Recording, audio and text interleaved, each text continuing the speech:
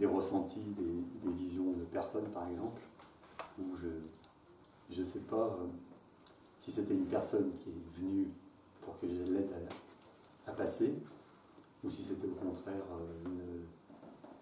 une vision de vie antérieure, par exemple, ou si c'était un guide, enfin ça peut être plusieurs interprétations possibles, et je ne sais pas.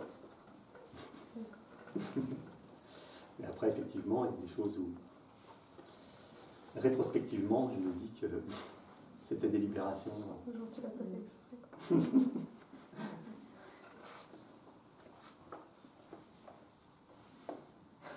Après, j'ai aussi fait une libération en duo à distance. Donc là, j'étais en conversation avec une amie sur Messenger.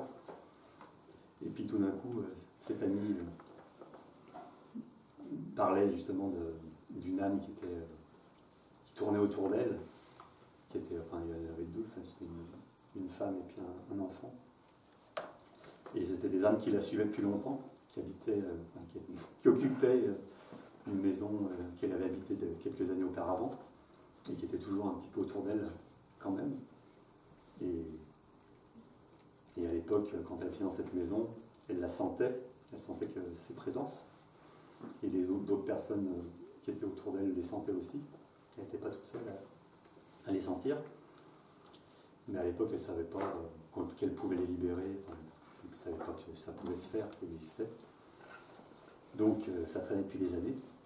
Et donc là, juste le fait d'en parler par message comme ça, tout d'un coup, j'ai eu l'information que ces âmes voulaient partir. Donc on en a parlé vite fait en message comme ça, et donc on s'est arrêté de papoter par SMS, et puis on s'est retiré un quart d'heure chacun de notre côté, et on a fait le rituel, parce que c'est une amie qui avait participé aussi aux libérations d'âmes en groupe, qui avait le même parcours un petit peu que moi. Et donc on a fait le rituel chacun de notre côté, et après on s'est retrouvés un quart d'heure plus tard pour confronter nos impressions.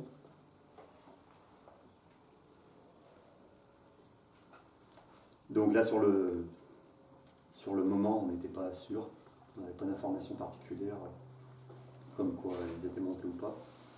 Et moi, c'est le lendemain matin que j'ai eu l'information que ça s'était bien passé.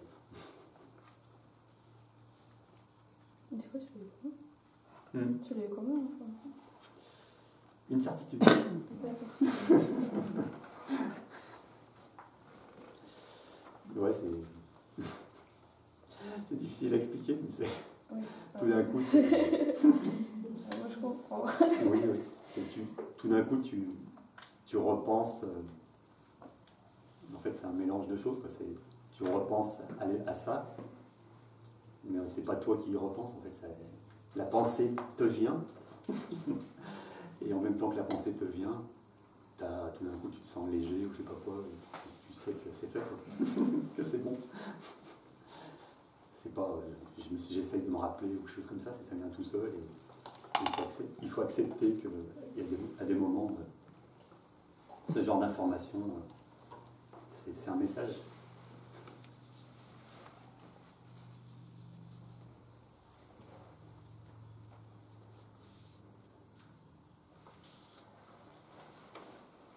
Alors une autre fois, j'ai fait la libération d'une star.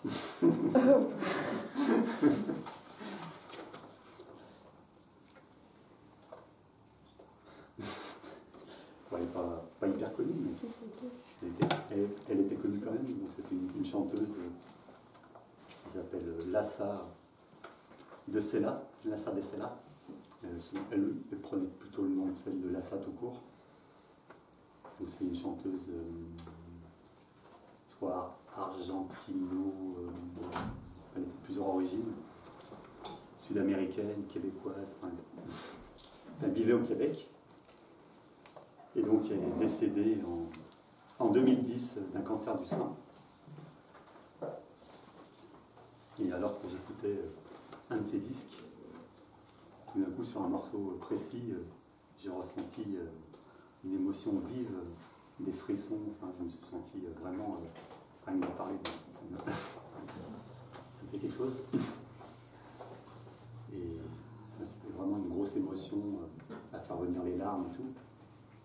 Et j'ai eu l'impression que c'était elle qui venait. Donc, en entendant cette musique et moi qui écoutais cette musique, ça fait un espèce de lien. Et donc ça devait être en 2013, 3-4 ans après son décès. Et donc j'ai fait la libération.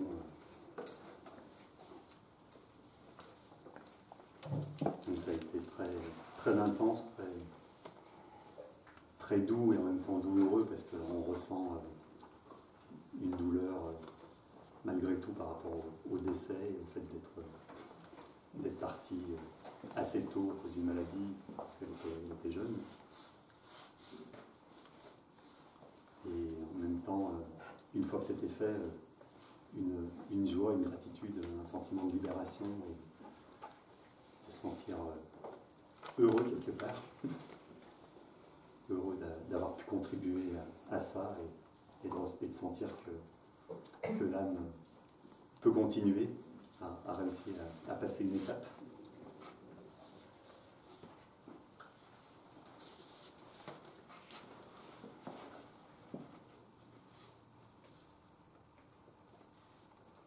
Donc après vous pouvez penser que certaines choses sont le fruit de mon imagination ou pas. Mais non, tu n'es pas fou. C'est le docteur Mumu qui l'a fait. C'est moi qui connais. Et c'est vrai comme on n'a pas souvent de preuves, à part le témoignage précédent de la belle-mère, c'est très difficile c'est un petit peu une histoire de foi, de confiance, de ressenti. Et pour moi, ça s'est passé. Et tu avais vu une photo de cette belle-mère? Non. D'accord. Tu viendras me le voir après. Juste le prénom. D'accord. Et les animaux de compagnie? Est-ce qu'il y a des animaux de compagnie qui ont besoin? Il paraît. Moi, ça m'est pas arrivé. Mais il y a des personnes qui les voient ou qui peuvent faire des choses comme ça. Ouais. Les animaux, généralement, montent très très vite. Mais en fin de compte, ceux qui vont rester, généralement, ils vont rester pour le maître, à cause de la peine du maître, parce qu'ils sont attachés à leur maître, et du coup, voir leur maître profondément triste, ils vont rester quelques jours autour. Mais si ça ne tient qu'à eux, ils passent et ça fuse.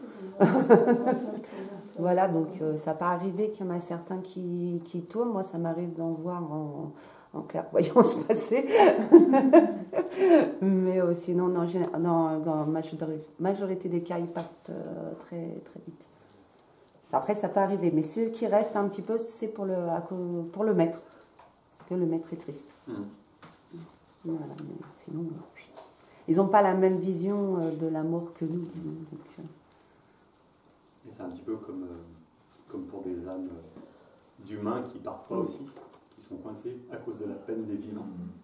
Donc ils restent parce qu'on les pleure, parce qu'on les regrette, parce qu'on met plein de photos de partout. Il y a des gens qui retiennent en fait les âmes comme ça, tant qu'ils n'acceptent pas qu'elles ont un chemin à faire et que finalement c'est une joie de les laisser partir plutôt que de les retenir.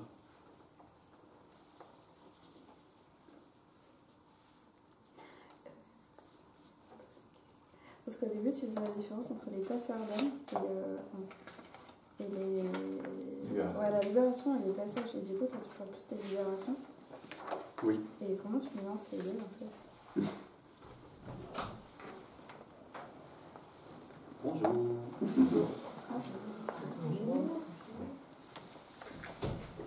Ma nuance des deux, c'est que pour moi, le passeur d'âme, c'est vraiment une personne qui accompagne quelqu'un qui est vivant, qui va décéder, et donc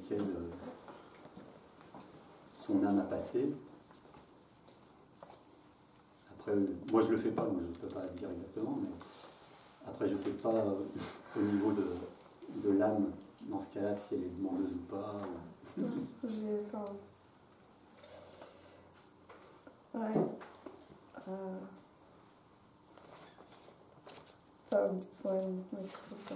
que moi, par rapport à ça, j'arrive pas à me défaire d'une culpabilité en fait, sur ça. En fait. Mais je pense que les deux, comme parents privés. Des familles d'âmes. Comment tu les dis? Moi, justement, par rapport à ça, je trouve que passeur d'âme, c'est une famille d'âmes. Mais après, le passeur d'âme, il n'est pas là que pour accompagner les personnes en fin de vie, parce que passeur d'âme, on peut avoir des passeurs d'âme, on peut être passeur d'âme sans le savoir, ça peut être une sage-femme. On peut accompagner, les passeurs d'âme ont pour mission d'accompagner les personnes, morts ou vivants, à franchir des étapes de vie. Donc les passeurs d'âme, ça peut être une sage-femme, ça peut être une assistante maternelle, ça peut être, on peut les retrouver dans plein de métiers, aussi bien terrestres que du coup un peu plus dans l'au-delà, mais même dans les libérations, le passeur d'âme fait des libérations. Moi, je ne fais pas la distinction, je te montre les deux. C'est pour ça que je demande, parce que moi, je fais justement comme ça jusqu'à présent, où je passe les vivants entre guillemets sur des étapes. Ouais, non, mais c'est ça. En fait. Ouais. Et en fait, récemment, justement, j'ai passage d'un vivant à un mort que j'ai accompagné. Et je ne peux pas m'empêcher d'avoir cette culpabilité de pourquoi moi. Voilà. Moi, je fais la distinction parce que j'ai pas accompagné de vivants. Mais après, on peut le faire sans en être conscient. Oui, aussi. Rien que quelqu'un qui vient nous demander un service ou quelqu'un qui a besoin de conseils, des fois, on va lui parler, on va lui permettre de passer une étape sans forcément l'avoir voulu, juste qu'il soit dans l'acceptation d'un changement. Et c'est aussi le rôle du passeur. Depuis quelques années que je travaille dans l'aide à domicile, donc j'ai eu pas mal de personnes qui sont décédées autour de moi. Et justement, je me posais la question par rapport à ça. Et quelque part, j'étais aussi en demande, enfin, en proposition de si leurs âmes avaient besoin. Mais j'ai rien ressenti. J'ai pas eu de. Après, je sais pas si ça se fait automatiquement. Mais en tant qu'aide à domicile, vous les emmenez vers l'autonomie et vous les accompagnez. Et c'est aussi un rôle de passeur d'âme, mais dans le vivant. Oui. Rien que le métier, déjà, c'est... ouais, mais... je comprends ce que vous voulez dire, mais... J'en vois justement, ça me peine, parce que je vois beaucoup de personnes âgées qui sont complètement désabusées, qui croient plus en rien, qui sont en mauvaise santé, qui attendent plus qu'une chose, c'est mourir, et qui n'ont pas une foi, en fait, en quelque chose d'autre, même si elles disent qu'elles ont envie de retrouver leur mari ou leur femme, des choses comme ça. Mais on sent que quelque part, c'est pas vrai. Qu'elles ont envie d'en finir, c'est tout. Alors qu'elles pourraient justement se préparer à ce passage au quotidien différemment, de façon... Enfin, ça pourrait déjà leur permettre de finir leur vie d'une manière bien plus agréable, enfin, de se sentir mieux. C'est leur choix. Oui, c'est leur choix, c'est leur chemin. J'ai l'impression que c'est justement les passeurs. On vibre dans l'amour, en fait, à ce moment-là, on fait pour. Je sais pas. Oui, peut-être. Et je sais pas que ça sert.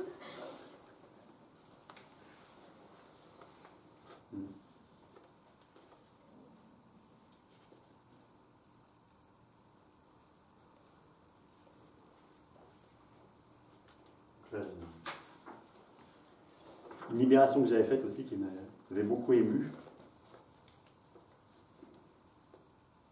Là, j'ai même fait un petit dessin je ferai passer qui représente un petit peu ce que j'ai vu ou ressenti. Donc là, c'est en octobre 2013, lors de ma séance de méditation quotidienne, alors que je remerciais l'esprit cheval. Je remercie beaucoup de gardiens ou de protecteurs avec qui m'accompagnent. j'ai senti qu'une âme voulait se manifester. Donc j'ai pensé d'abord que c'était une entité négative. Je sentais que ça s'approchait de moi. Je sentais des frissons qui m'envahissaient. Donc c'est vrai que des fois il y a des ressentis qui sont plutôt flippants. On ne sait pas trop à quoi on a affaire. Et ça peut faire peur. Et quand on a peur, ça peut nous fermer. Et puis, en fait, j'ai laissé faire, j'ai accueilli dans l'amour. Donc je me suis laissé envahir un petit peu par ce frisson. Et là, j'ai vu un visage de bébé, de fœtus même, donc pas né,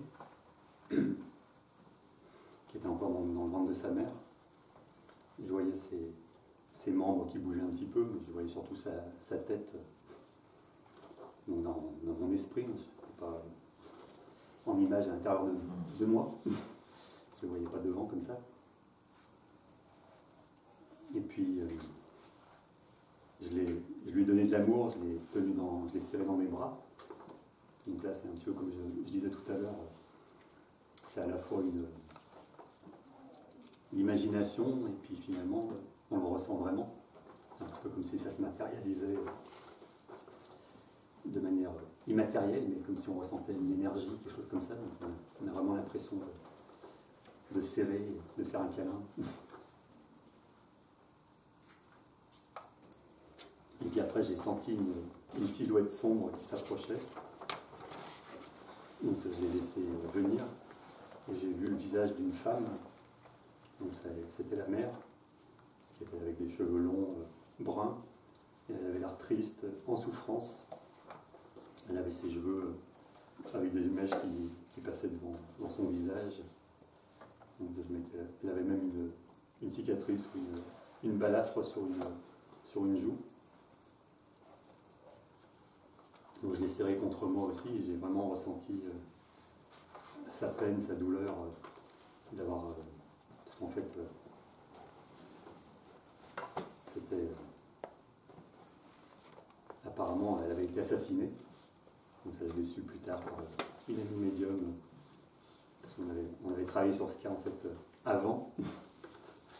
Je vais revenir en arrière un petit peu. Donc ça a été assez douloureux et intense aussi, cette libération. Donc j'ai vraiment ressenti sa douleur d'avoir été assassinée, en plus en étant enceinte, d'avoir été arrachée à la vie assez tôt. Et une fois la libération faite, j'ai ressenti comme pratiquement toujours cet apaisement, cette joie, cette gratitude. Donc en fait là c'était encore une fois quelque part les suites d'une libération en commun qu'on avait effectuée à Rui.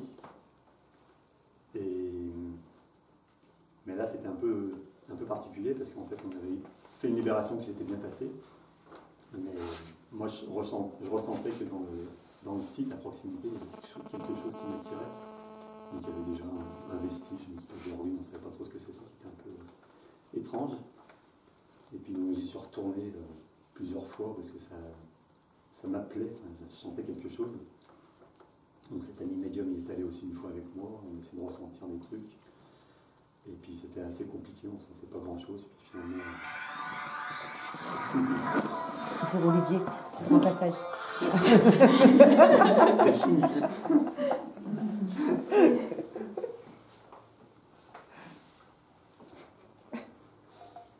Donc c'est à cette occasion-là qu'on avait eu la sensation que c'était une femme qui demandait une libération et qui avait été assassinée. C'est mon ami qui a vu ça. Je peux sortir de là. Allez.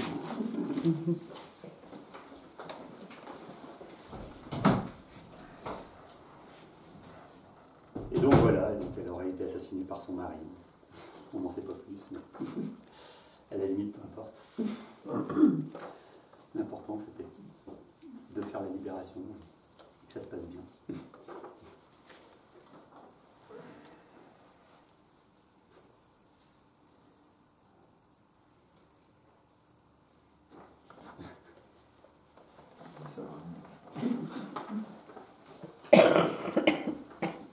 les deux autres visages, ceux qui sont en couleur, c'est aussi des personnes que j'ai vues et que j'ai libérées. Je peux vous poser une question. Un fœtus, un enfant dans le ventre de maman, est-ce qu'il demande aussi à être dans son âme qui s'élève? Est-ce qu'il a une âme aussi? Bonne question. Là, particulier là. Ouais. Parce qu'en fait, il faut savoir si vraiment l'incarnation a été faite ou pas. Donc là, pour répondre à la question, c'est un peu délicat. Voilà. Là, tout ce que je peux dire, c'est que j'ai ressenti quelque part cette douleur du fœtus. Donc à partir de là,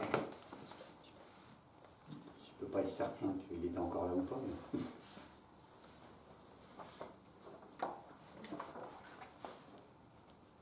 Après, ça peut être la mémoire mêlée avec celle de la mère.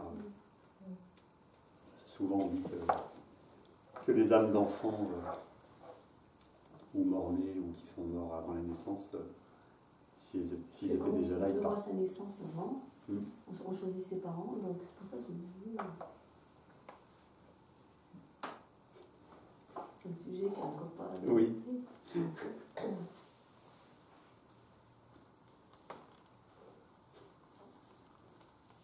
Et le fait que ce soit à Ruy, la libération, c'est qu'elle vivait à Ruy, cette dame? Bon, il y a des chances. Ouais.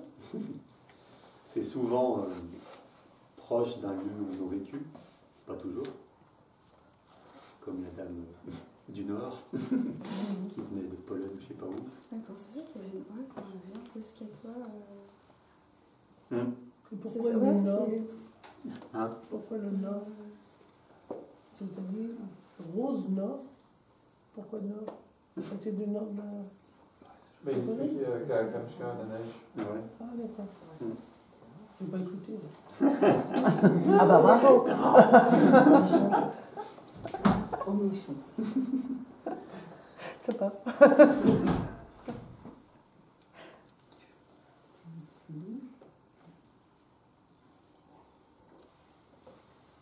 Après, j'ai fait une autre libération qui était... je ne vous mets pas toutes celles que j'ai faites, bien sûr, mais les plus marquantes. Et j'en ai fait une autre qui était assez marrante, entre guillemets, parce que ça s'est passé en voiture. Oh putain. Mais il y avait un bouchon. J'étais dans un bouchon. Je revenais de Vourles, c'était il y a 2 ans, et puis je passais vers Faisan, et il y avait un bouchon monstrueux, on était vraiment quasiment à l'arrêt. J'étais pas sur l'autoroute, c'était sur une nationale. Et tout d'un coup, j'ai eu la sensation qu'il y avait des âmes qui demandaient à être libérées. Et j'ai fait le lien avec Faisan et l'accident qu'il y avait eu. J'ai cherché les dates, mais je ne me rappelle pas à l'époque. C'était en 66, il y avait eu une catastrophe et plusieurs citernes qui ont explosé et tout. Il y a eu 18 morts. Donc, pour moi, le lien, c'était par rapport à cet accident. Donc, il y avait toujours des âmes qui avaient besoin d'être libérées depuis 66. Donc, j'ai fait le rituel au volant. Ça s'est bien passé. Mais bon, j'étais au ralenti, donc ça allait. Est-ce que ça t'arrive à des moments de dire c'est vraiment pas le moment, on revenait plus tard? On est où? Non, mais parce que ça, t'as des moments, tu peux pas quoi. Enfin, Ouais. C'est dangereux, limite. Si, ça m'a déjà arrivé. De dire pour l'instant, je peux pas, plus tard, effectivement. Moi, ça m'est même arrivé une fois d'avoir une libération à faire,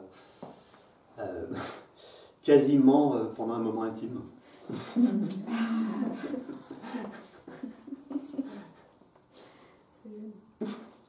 Où là, j'ai senti tout d'un coup un frisson froid qui vous monte dans le dos, choses comme ça. Bon, ça tombe bien, on avait quasiment fini. C'est vrai qu'il y a des moments où... C'était quelqu'un de coquin. C'est vrai que normalement, il n'aime pas trop...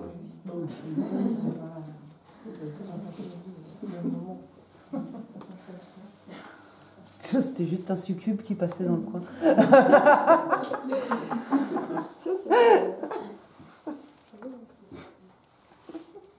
Après, j'ai aussi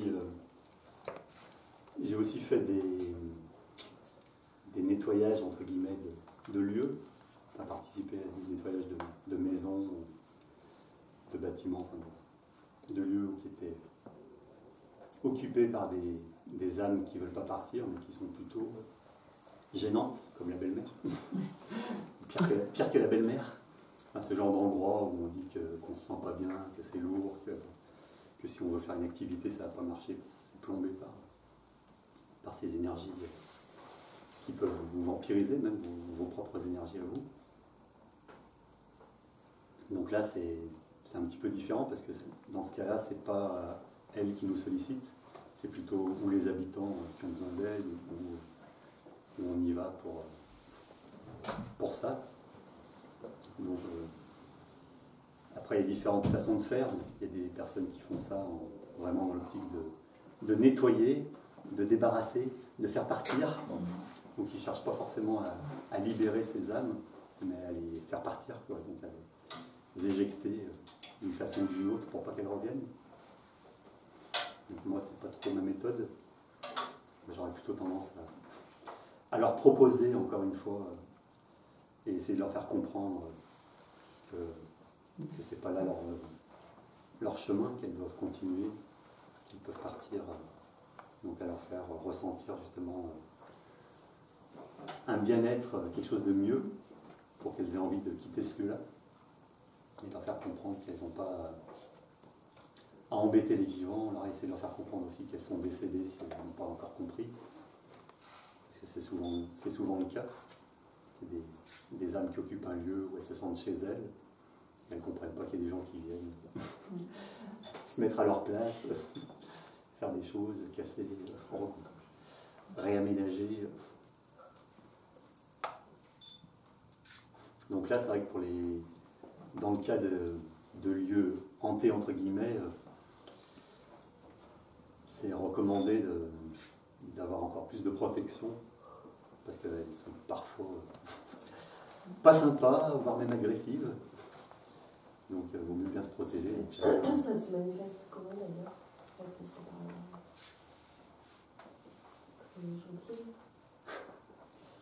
Ça peut se manifester par le fait de se coller à vous.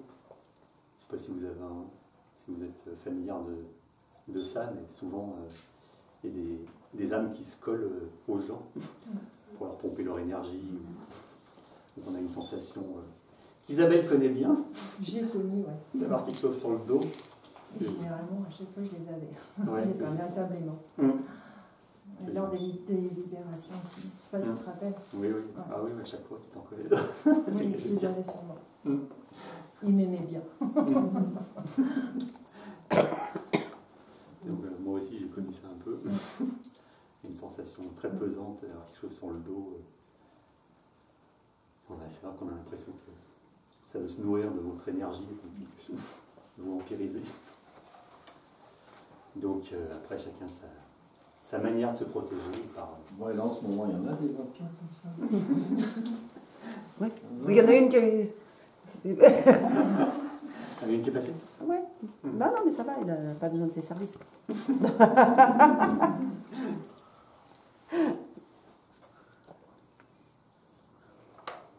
Donc après, moi, j'ai des animaux gardiens avec moi, protecteurs, des guides aussi, mais les animaux, pour moi, sont bien utiles dans ce genre de situation comme protection. C'est un petit peu ouais,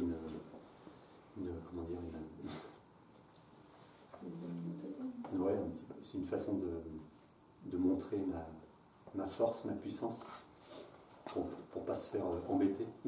Montrer les crocs, les griffes. De dire attention, si vous approchez, je suis plus fort que vous.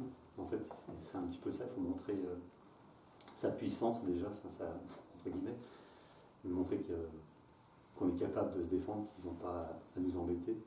Et après, une fois qu'on a montré qu'on était intouchable, on peut montrer sa douceur, on peut proposer une ouverture dans l'amour. Parce que sinon, il va se précipiter sur vous et vous boulottez tout cru. C'est une image, c'est une Oui. image.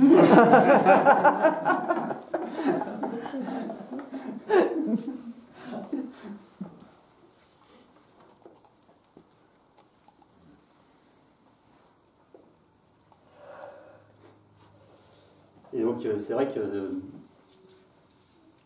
ce don, entre guillemets, cette pratique a un petit peu évolué chez moi. Je le faisais pas mal pendant un certain temps.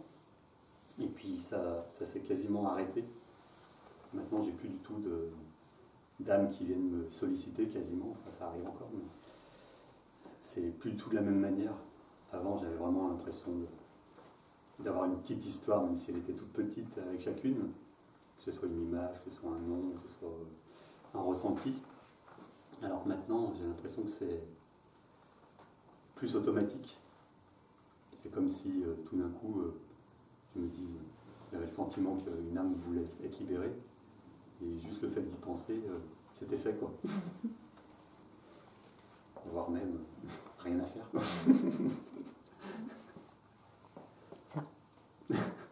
C'est passage une porte. ce qu'on m'a laissé. Ouais, c'est parce que aussi t'as évolué, donc il y a des choses les procédés sont différents. C'est plus en rituel, ouais. C'est plus simple, plus facile, plus... Mais en même temps, c'est un peu frustrant. Parce qu'on n'a plus vraiment les ressentis, donc on a l'impression d'avoir perdu quelque chose, mais c'est pas ça, c'est pas le cas. Ça, c'est l'égo, ça. T'inquiète, ils t'ont laissé du boulot. J'ai pris des notes. Double travail. Est-ce que tu vois, toi?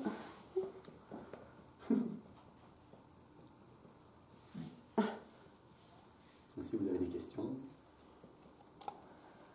C'est juste dans l'aide, là pour l'instant, tu as parlé des morts, enfin, ou des âmes qui ont besoin d'être aidées. Mais est-ce qu'en d'une autre façon, des âmes peuvent vous demander de l'aide pour aider les vivants? Oui,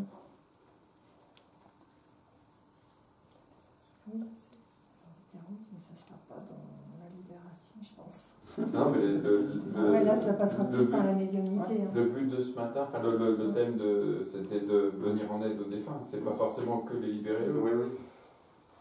C'est pour ça que, enfin, moi, je peux témoigner d'un cas comme ça où c'est des défunts qui m'ont demandé d'aider une personne.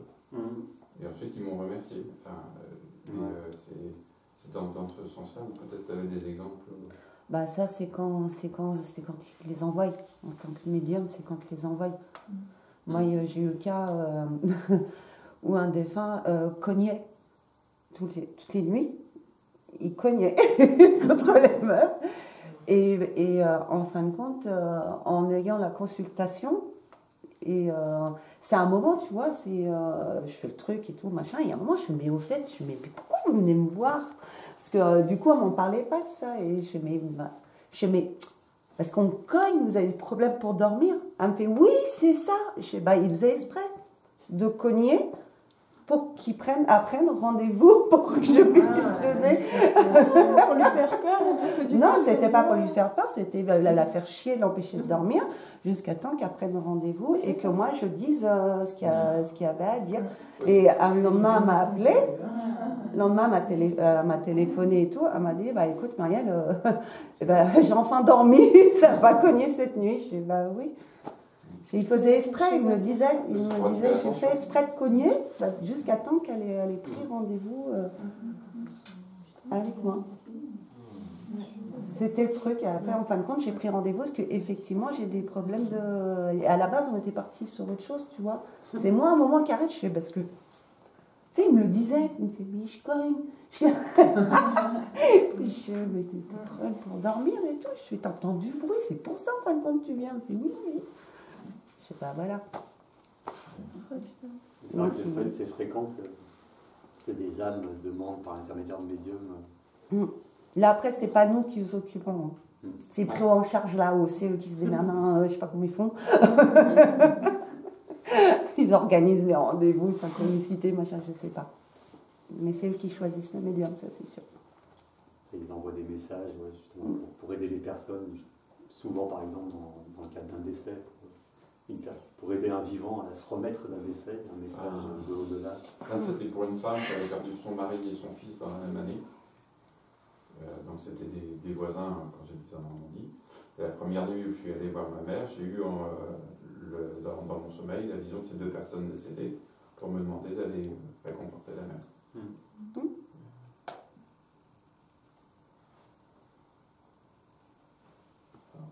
En fait, il passe par différents moyens pour juste nous interpeller, j'ai envie de dire, pour qu'on réagisse à. Voilà, tout simplement. Toi aussi, coach, chez toi, c'est vrai. Moi, c'est tous les jours. Pas la porte. Moi, c'est carrément la porte. Voilà. Moi, ça m'est jamais arrivé depuis, mais c'était des deux personnes qui se connaissaient.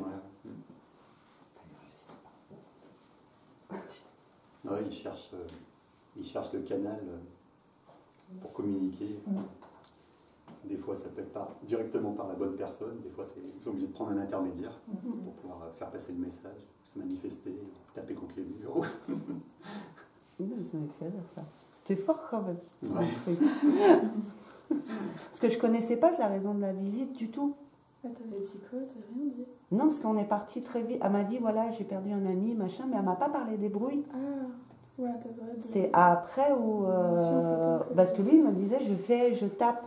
Il m'a dit, j'ai fait exprès de taper pour qu'elle ait jusqu'à temps, pour qu'elle vienne te voir. Et c'est là où j'ai fait, mais pourquoi tu viens me voir au fait? Je fais la raison réelle de ta visite, c'était quoi pour la consulte? Je fais, t'as des problèmes de sommeil? Je t'entends des bruits chez toi, on tape. Elle me fait, oui, c'était pour ça à la base. J'ai fait, ah d'accord. Et j'ai rigolé, j'ai fait, ok, c'était fait exprès. Je me fais, donc théoriquement, tu devrais mieux dormir. Et le lendemain, c'était le samedi, je faisais sur la journée Bourgoin. Et le dimanche, elle a appelé à la maison. Elle m'a dit, je sais que c'est dimanche et tout, mais elle m'a dit, c'est bon, cette nuit, j'ai pu enfin dormir. Effectivement, il n'y a plus eu de bruit. Je pourrais te demander quelque chose. Oui, après, on va laisser Olivier finir. Donc c'est marrant, ils sont capables de mettre en place pour... Et ils sont capables de faire quoi comme autre bruit alors comme autre, Après, ça dépend de l'énergie qu'ils ont aussi. Oui, ils peuvent te faire bouger, déplacer des objets, faire changer de place carrément des objets. Ah oui. Ouais, carrément. Des gros objets? Petits, gros, des choses qui tombent. Mettre en route appareils électroménagers, les trucs qui sont là, ampoules, les bruits, cognés. Ils sont capables de faire. Après, ça dépend de l'énergie de la personne. T'en as qui n'ont pas la force, disons, l'énergie pour, d'autres qui en ont beaucoup, donc ils peuvent faire des grosses manifestations. D'autres où ça va être beaucoup plus subtil. Et elles veulent dire quoi ces manifestations? Juste, je suis là. C'est montrer qu'ils sont présents. Pardon? En disant ça, je suis là, ça fait quoi? Ça veut dire quoi? C'est pour dire, c'est pour rassurer la personne, montrer qu'elle est toujours là, qu'elle est toujours vivante. C'est vos défunts? Voilà, généralement, c'est nos défunts personnels qui font, proches, pour rassurer, pour montrer qu'ils sont toujours vivants, disons, et qu'il y a un autre, présent et qu'ils sont là. Quoi. Moi, j'ai ma nièce qui est médium depuis toute petite. Elle les voit, elle les entend, elle les ressent. Oui. Et elle est assaillie pratiquement jour et nuit. Ils peuvent très bien venir la voir. Des fois, elle est en train de prendre sa douche et qui ouvre le rideau. Donc mais là, il faut fermer oui, mais elle n'arrive pas. Le problème, c'est que des fois, elle leur dit de partir, ils s'en vont, mais ils reviennent. Mais alors, elle peut rouler en voiture, elle peut voir sur le bord de la route quelqu'un qui lui montre comment il est mort en accident de voiture. Elle est tout le temps assaillie jour et nuit comme ça. Alors, il y en a qui lui racontent ce qu'ils font dans l'au-delà, le travail qu'ils sont en train d'effectuer. Il y en a qui viennent, mais elle est tout le temps. C'est depuis toute petite, elle a 20 ans.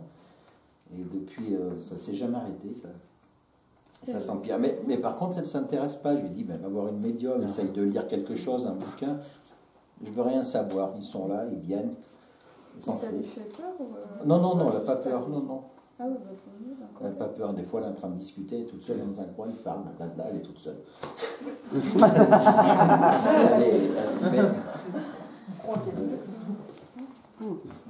Quand il se manifeste matériellement, est-ce qu'il tombe dans l'énergie pour arriver à notre niveau? Matériellement. Quand on entend les bruits, tout ça, oui, forcément. c'est matériel. Oui, c'est comme toi, si tu vas courir, après tu es fatigué. C'est pareil, ça demande une énergie. Donc c'est pour ça que après, c'est la règle, c'est qu'il n'y a pas de règle. Comme je t'ai dit, ça dépend de l'énergie du défunt, ça va...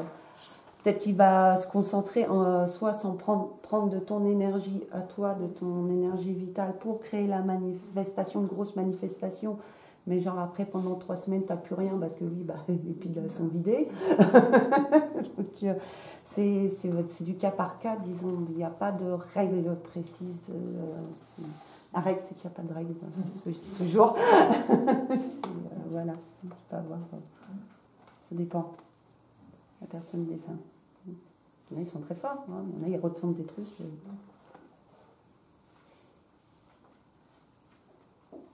maintenant, tu fais quoi? Si tu ne ressens plus comme avant, tu t'es orienté vers autre chose ou tu expérimentes d'autres... Oui, je continue mon cheminement. Après, c'est différent. J'ai encore des ressentis, des choses comme ça. C'est vrai que j'en ai pas parlé, mais j'écris pas mal de textes en canalisation aussi. Donc ça continue. C'est quoi ça? C'est des textes qui sont dictés par des guides, des messages de sagesse, d'enseignement. Mais pour toi ou à transmettre? Les deux. D'accord. La plupart du temps, ils sont à transmettre. Parfois, c'est perso. Ou un petit bout perso qui est prêt à transmettre. Mais de toute façon, ils sont toujours déjà pour moi aussi. Comment tu sais que tu dois le transmettre à quelqu'un? Ça à transmettre à tout le monde. Enfin, d'accord. pas pour une personne en particulier, sauf exceptionnellement, ça arrive aussi. Et c'est en phase de méditation? Tu fais ça ou ouais. Tu te poses ouais, c'est ça. Je me pose et c'est pas facile. Il faut trouver le temps et puis il faut être en bonne disposition. Des fois je m'endors.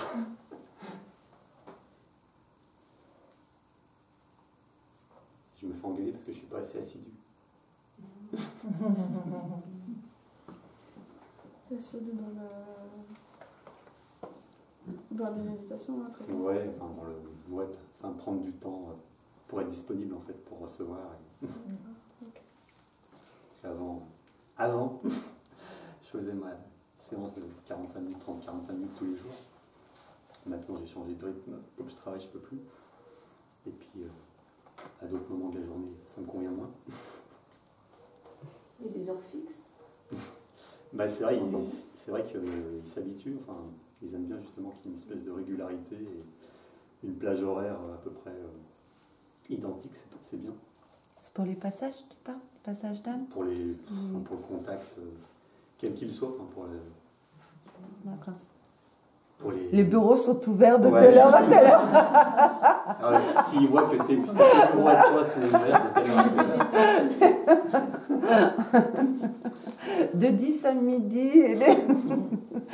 Fermé le vendredi après-midi. Et pendant la Coupe du Monde. Pendant la Coupe du Monde. Et là, je suis en vacances, merci. C'est tranquille. Ouais, moi ça me réveille des fois à 2-3 heures du matin. Impossible de dormir, une écriture automatique et puis après dodo, parce que ça me libère.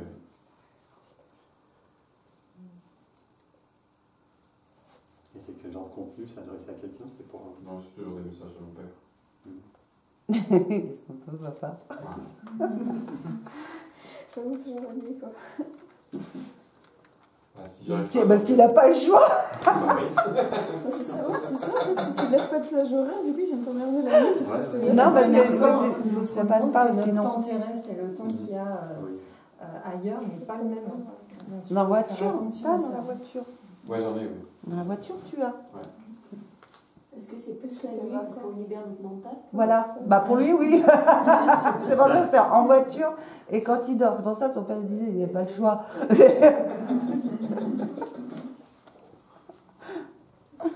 des trucs par les rêves aussi. C'est te réveilles en mode frénétique comme ça. Faut que j'écrive, sinon je vais oublier demain matin.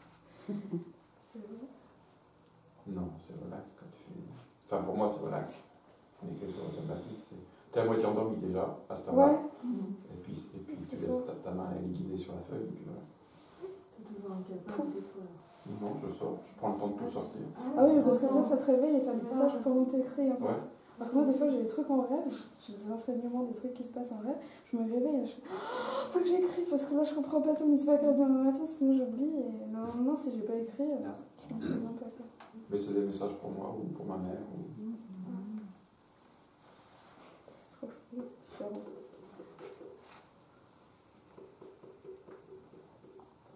Il m'est arrivé plusieurs fois de me faire attaquer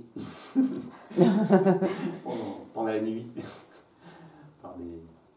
Je sais pas trop par quoi en fait, mais en tout cas c'était plutôt flippant, avoir une sensation d'avoir une âme qui veut se fondre en vous, qui veut vous grimper dessus, enfin, comme si elle voulait prendre votre place. Genre Ghost évoqué l'ouvert. Je sais pas, j'ai pas vu. Et dans ce cas-là, déjà ça fait peur. Tu fais moins de passages, tu me dis, actuellement. Mm. D'accord, c'est pas des attaques. Ils veulent passer. Ouais, voilà, mais vu que toi, tu as fait entre midi et 2h, c'est pas possible. Tu vois, parce que là, je suis occupée. Donc, en fin de compte, ils passent en force, ils essayent de faire en force. Moi, le passage d'âme que je fais, moi, généralement, c'est ça, ils rentrent, quoi. Je peux pas respirer, j'ai refusé. Non, tu sors, s'il te plaît.